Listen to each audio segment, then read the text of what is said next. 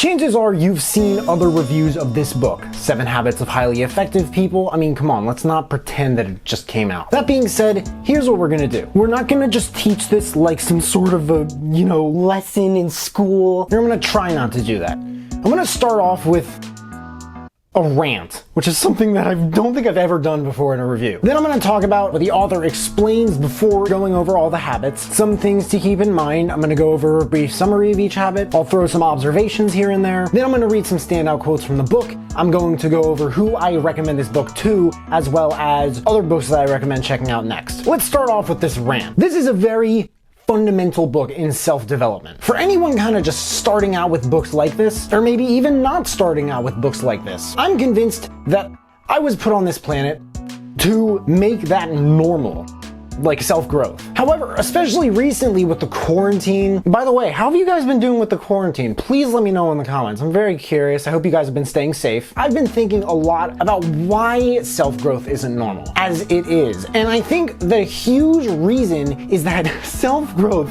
in essence, let's admit it, it's boring. It's very boring. I don't mean to sound negative, but maybe this is just a perspective with a lot of potential value that not many of us are looking at here. There's nothing sexy about the requirements, the actions you have to take to improve yourself, nothing other than the end result, the bottom line, nothing other than the actual feeling that we associate with having what we want. But talking about all these random things, words like knowledge and desire and skill are something that I really do kind of think, coming from a lot of other minds, will take some time from a year like 2020 for a lot of us to really begin to take seriously. Need I remind you, however, the next 18 months or so in history, chances are that'll be a great time to focus on improving yourself. So you come out of this, this by the way is a choice. It's going to be a choice. It always has been a choice. People are saying nothing has happened like this, but things have happened like it health-wise, and things have happened like it economy-wise. So saying that they haven't happened together, it's a first, but it doesn't matter. Humans are humans. We'll figure it out. It's important to come out of this a beacon of change and power and growth for the future and the world around you. In case I haven't stressed yet, the actions you are taking now, especially with your money, your health, and everything, your family, what books you're reading, what media you're consuming, with what's happening in the world, are going to make a huge difference after this is all over. But the thing is, we don't really act on things unless we feel like it. And if you've been watching videos like this and you still have no idea what to do, just stay interested and curious. Keep watching videos like these and checking out books like this especially. Allow yourself to stay open and keep yourself on a upward movement however you need to apply them to your own life. And this shouldn't be hard because we're, again, humans. I mean, this is something that we just do. Be selfish about this in terms of what can you get out of it? What can you get out of these videos? What's in it for you when you listen to what this guy says to do and you try it out and it actually works for you? This is an amazing book. So amazing that I have to slant the way I pronounce the A in the middle of that word. To start with, a lot of people get books like this and they never finish them. I get it. A book is not a big investment of money. If you get a book with a bunch of pages and a bunch of words that you have to actively look at and understand and comprehend, like that it seems like a big investment of time. Don't be one of those people. If you're not the type to just read and read as if everything you want and desire in your life is waiting at the end of it, and your closest loved ones are going to get COVID if you don't finish it, if that's a little bit extreme, just make a small commitment. Get a book like this, just read it for a couple minutes a day, just a couple, and go from there, but do it every day. Sorry, I just had to get all of that out of my face. Now let's go over one more thing before we talk about all these different habits. There are 3 components, if you will, to these habits. According to the author, it's a lot easier to apply the habits and become a successful person when you apply these components to those habits. But if you read this book and you're like, Sam, why did you even tell me about the components? I just wanted to learn about the habits. I have no idea what to do with this information, and What is my life coming to? Just remember, repetition is the mother of skill. The components are knowledge, skill, and desire. Knowledge is the theoretical component, the what to do and the why to do it. Skill is the practical idea of how to do it, and desire is the want to do it. The author just did lots and lots of research over the previous 200-year period. I mean, not that he lived for over 200 years and did research the whole time, but, he did research over, you know what I mean. But he concludes that, after the industrial age, now that we're entering an age where things are less physical and a lot more mental, more spiritual, there has never been such a close relationship between pragmatics and ethics. And he really explores this through these habits. Beforehand, he talks about the differences between paradigms and principles as we kind of learn things, why we learn things. He talks about the emotional bank account, as well as how to give and, I think, get feedback. And how to give feedback surprised me a lot. A lot of this surprised me a lot. But I listened to this book and just imagined myself having rich relationships in my life. I only listened to this book once a couple years ago before re-listening and reviewing it now, and I'm very happy I decided to review it because this book is just another level of fire, okay? Habit 1 is be proactive. There's so much in this book of what to do and what not to do. I mean, just writing it, it's obvious how much of the 3 components the author put into explaining each habit. For example, what does this situation ask of me instead of what do I ask for it? Habit 2 is begin with the end in mind. This only makes sense like all of these because habit 1 says you are the programmer, and habit 2 says write the program. There are so many fundamental ideas of self-growth in this book. I should probably make it the new, what I call my back burner book, the book that I listen to on repeat.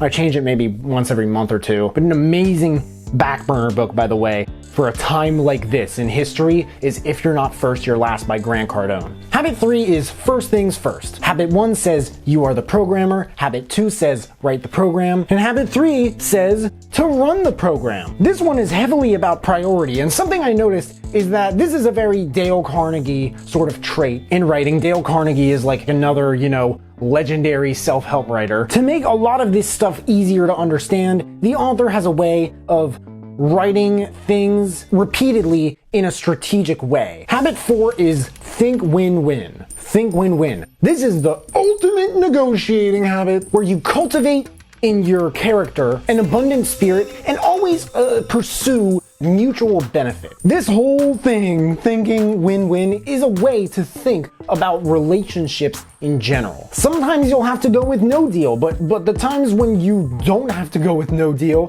the author definitely talks about some of those. Habit 5 is seek first to understand, then to be understood.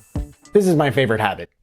Easily. Made the biggest difference in my life. Changed my life more than any other because I've always had trouble empathizing with people. Habits like this have transformed the way, bottom to top or maybe inside to out, of how I treat other people. And myself as well. By the way, if you have a girlfriend, boyfriend, wife, husband, all 4 or whatever, I don't know what kind of cultures people have in all these different countries. I don't know why I'm laughing about that either. I mean, I really need to respect that. But anyone you talk to a lot, practice this on them. Habit 6 is synergize.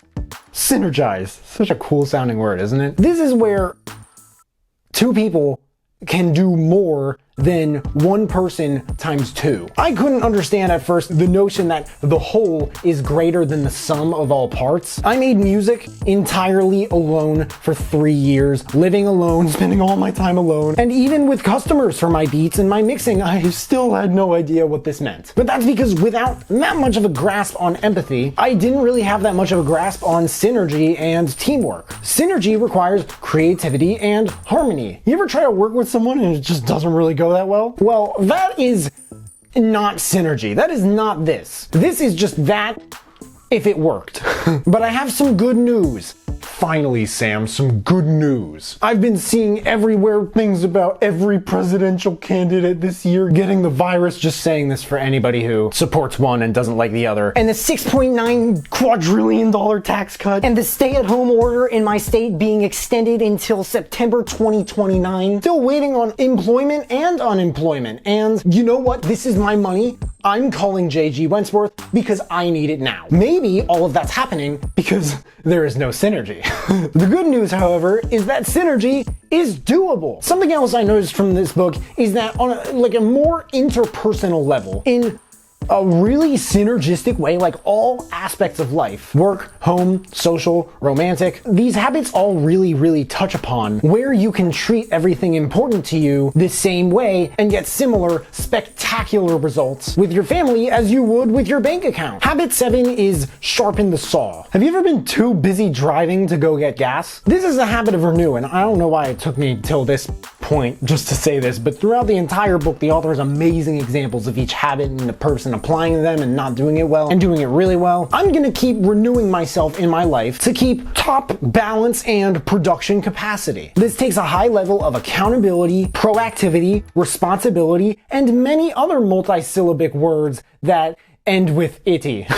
After habit 7, the author includes some thoughts and challenges to encourage you to start doing just so that it's easier for you to become more effective in applying these habits. I usually go over, at this point, negative reviews of the book and whether I agree with them, but one, I mean, this is just a book that it's so amazing that I don't know what someone could have to say in a negative review. 2, the audiobook that I got a couple years ago, for some reason, it just happens to be a much shorter, modernized version than the original one. And 3, most of the top helpful negative Audible reviews of the original version really just kind of said that the narrator did a bad job. Either that or, this was boring, I couldn't really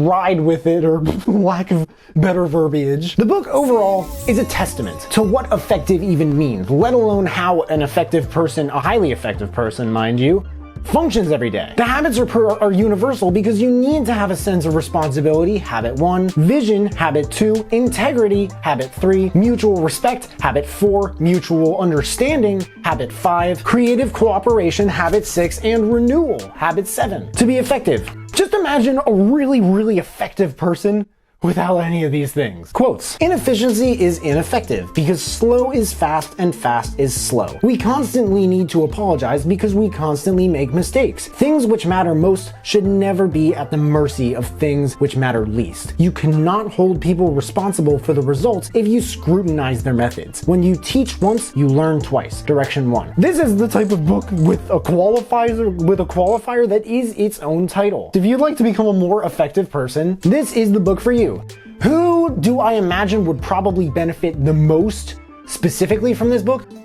Probably teachers, any sort of instructor. Direction 2. If you like this book and you haven't checked out How to Win Friends and Influence People by Dale Carnegie and my favorite book, Think and Grow Rich by Napoleon Hill, just go check those out. This book and those two are probably like the 3 that are like the pinnacles of self-development. The 7 Habits of Highly Effective People by Stephen Covey. There's a link in the description if you guys want to check it out and read the reviews. That and all the other books that I mentioned in this video if you want to check those out too. If there are any other books that you guys want me to check out and review, please let me know in the comments below, and also hit me up on Instagram, and also let me know if you checked out this book and you liked it. But hey, make sure to smash that like button, subscribe if you haven't already, because this video is what, like 11 minutes long, 12, 13, and people watch this far and they don't subscribe. And I'm not sure why that is, but if you have subscribed and you want to turn it up just a notch and turn on that notification bell to get a notification every time I drop a new video, that would mean the world to me. Thank you guys so much for watching. I really appreciate it. You can find me everywhere, and I will see you then.